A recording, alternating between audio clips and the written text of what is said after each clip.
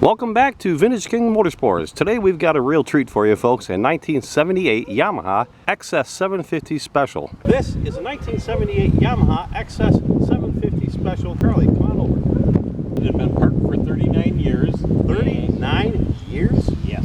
Wow, 39 years folks. A lot of cleanup and the folks love gasoline. So, after 39 years you got it all cleaned up and went through it.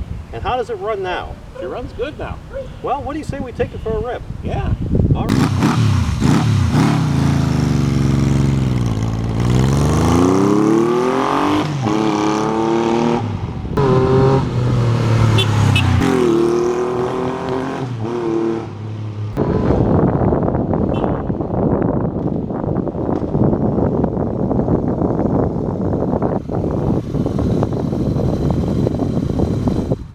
Folks, you can buy this bike right now at a price that frankly can't be beat.